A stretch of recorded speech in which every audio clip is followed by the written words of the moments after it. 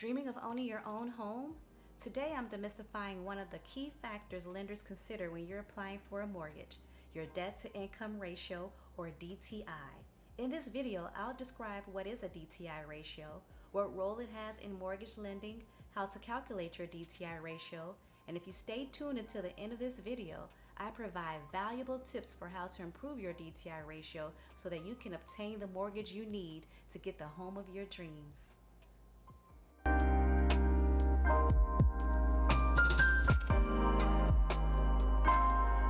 Before applying for a home loan, it's just as important to know your DTI ratio as it is to check your credit score. So what is a DTI ratio? It is three things. It is a percentage of your gross monthly income that goes to paying your monthly debt.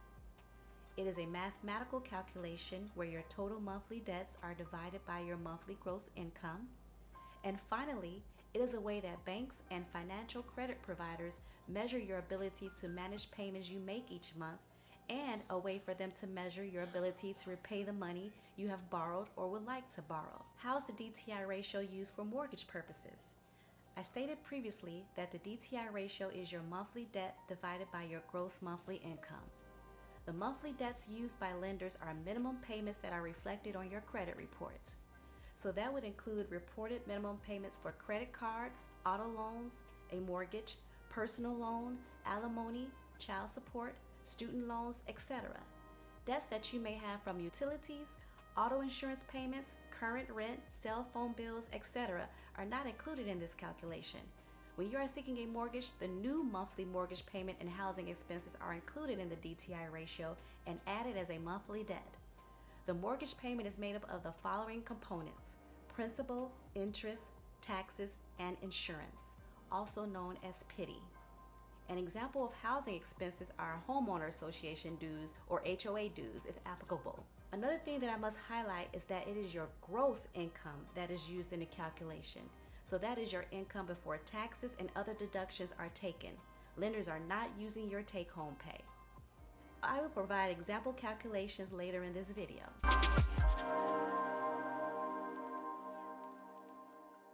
Lenders use DTI ratios to assess your ability to manage a mortgage payment alongside other debts that you have.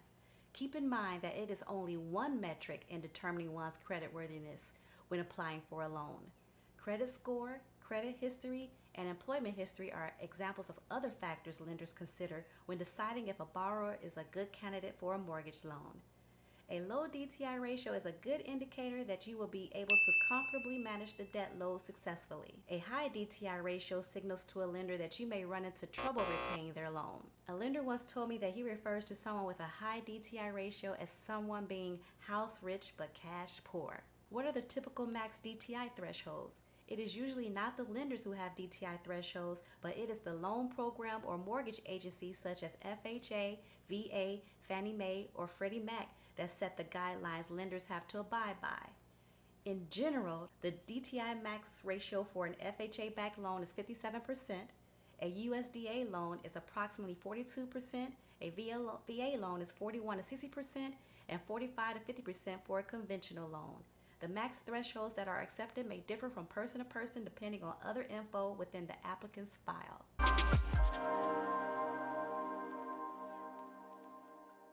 So let's complete some DTI ratio examples. As stated earlier, the DTI ratio is calculated by dividing your monthly debts by your gross monthly income. Example 1.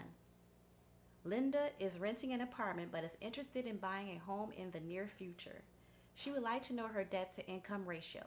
She adds up her monthly debts, which includes a $700 car loan, credit cards that total monthly payments of $300, and a personal loan payment of $200 for a total of $1,200 in debt payments monthly. Lender's gross income is $6,000. Her monthly debt of $1,200 divided by her gross monthly income of $6,000 results in a DTI ratio of 0.2 or 20%. Example 2. Linda has found a home that she would like to buy. It has been determined that her PITI would be $3,000 a month. $3,000 is added to her existing monthly debt of $1,200 for a total of $4,200. $4,200 divided by her gross monthly income of $6,000 results in a DTI ratio of 0.7 or 70%. A lender might not approve a mortgage for the amount needed to purchase the home lender wants to buy because the DTI ratio is above any threshold, and this ratio suggests the lender will be spread too thin with her debt payments and may be a risky borrower who could potentially not be able to repay the loan. Example 3. Lender wants to know, how much home can I afford? Well, instead of dividing her monthly debt by her gross monthly income, if she multiplied her gross monthly income by the max DTI threshold for the loan type she is pursuing, the result is the maximum amount her total monthly debts would need to be. So, if lender is pursuing an FHA loan whose max DTI threshold is 57%, she will multiply her gross monthly income of $6,000 by 0.57 for a total monthly debt payment of $3,420. So if you subtract her monthly debts that are not housing expenses, which is $1,200, that leaves a housing expense payment of $2,220. She can afford a home that will have a max housing expense payment of $2,220.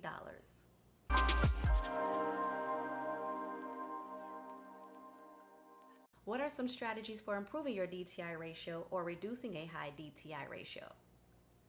One thing you can do is pay down existing debt or eliminate some debt payments. Another option is to decrease any of the amounts that make up the pity. For example, you may need to find a home that has a lower price, which will result in a lower principal and interest payment, consider a higher down payment, or consider areas with lower property taxes. Increase income. Explore ways to boost your income. Consider having someone co-sign for the mortgage and therefore their income, but also their debt, is included in the DTI ratio calculation. I hope this video clearly explained what the DTI ratio is, explained how to calculate it, explained how you can obtain a DTI ratio that will lead to an approval of a loan, and described its importance in the home buying process. If I was successful in helping you understand the DTI ratio, please give this video a thumbs up or leave a comment.